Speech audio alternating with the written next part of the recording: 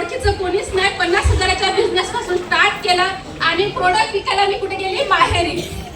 आणि इथे बघा नर्सिंग जॉब करत होती. नर्सिंग जॉब म्हणजे थोडासा इगो पण होता जॉबचा. प्रत्येकाला असं वाटते छोटी मोठी रक्कम येत होती, पण असं बिझनेसचा म्हणजे आपल्याला जॉबचा वेगळा इगो असतो, आहे की नाही. तर मला पण इगो होता, पण स्टार्ट केला तर विकायचे कसे. आणि फक्त मला संडेला सुट्टी राहायची. संडेच्या दिवशी मी यवतमाळ प्रोडक्ट विकायला गेली. एका दिवसात मी 15 ते 16,000चे प्रोडक्ट विकायचे. म्हणजे 4 संडेमध्ये मी 50,000चं प्रोडक्ट विकली. रिटर्न म्हणजे 3 महिन्यामध्ये मी 3 लाखाचं प्रोडक्ट सेल केलं. बरोबर आहे. मला सांगा माझे 50,000 राहिले का? 3 लाखाच्या प्रॉफिट मला 1,25,000 झाला. मी खुश व्हायला पाहिजे की कसं? खुश व्हायला पाहिजे. पण उलट झालं माझ्यासोबत. मी 3 लाखाचं प्रोडक्ट विकून मी नाराज झाली. का बरं? मला असं वाटत होतं की आपण प्रोडक्ट दिले, त्या प्रोडक्टचा रिझल्ट आपल्याला पाहिजे. बरोबर आहे. माझं माहेर यवतमाळ आणि सासर चंद्रपूर. प्रोडक्ट देऊन आली, पण असं वाटत होतं माझ्या प्रोडक्टचं जर साईड इफेक्ट झालं, मी तर चंद्रपूरवरून माहेरी जाणार नाही तोंड दाखवायला. पण माझे मायबाप आहे, बरोबर आहे, त्यांना तर हे सरळ लोक येऊन फाशी देते, आहे की नाही. पण 15 दिवसात एका महिन्यात मला फोन व्हायला लागले रिटर्न की मॅडम तुम्ही जे प्रोडक्ट दिले होते त्या प्रोडक्टचे रिझल्ट बढिया आहे, मला रिटर्न आणून द्या.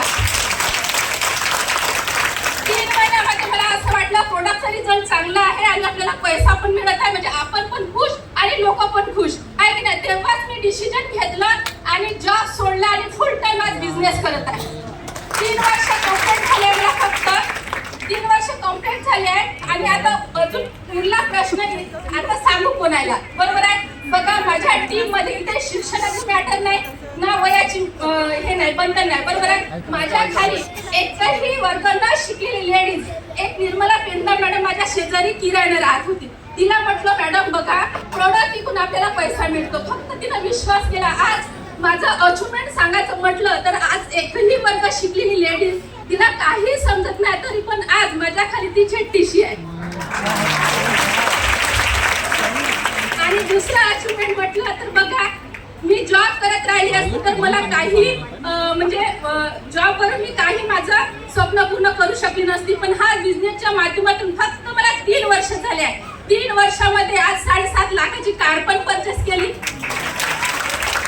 आणि टूर पडता मी थायलंड जाऊन आली, आता नैनिताल जाऊन आली. बघा मला 2 मुलं आहे.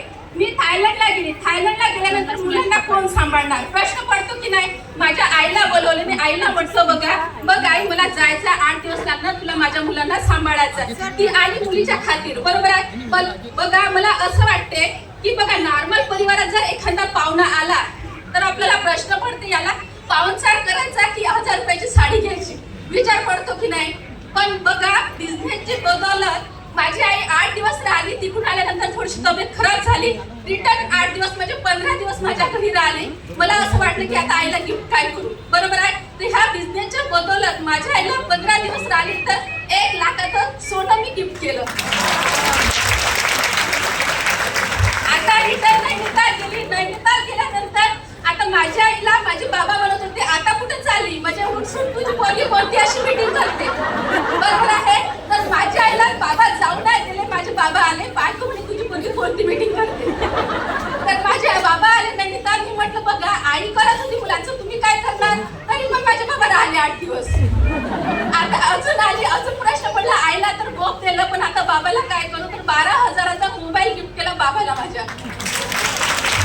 बघा म्हणजे बिझनेस मधून एवढा समजलं आपण मुलांकडून अपेक्षा करतो, बरोबर आहे. म्हणजे म्हातारा झाल्यावर आपला मुलगा आपल्याला पोचला पाहिजे, मुलांना आपल्याला असं केलं पाहिजे. पण आपल्याला आपलं कर्तव्य आहे की नाही आई वडिलांना पण काहीतरी गिफ्ट करायचं, आहे की नाही. बघा आज नवऱ्याच्या जर भरोशावर राहिली असती तर 1 लाखाचं सोनं गिफ्ट करू शकली असती का?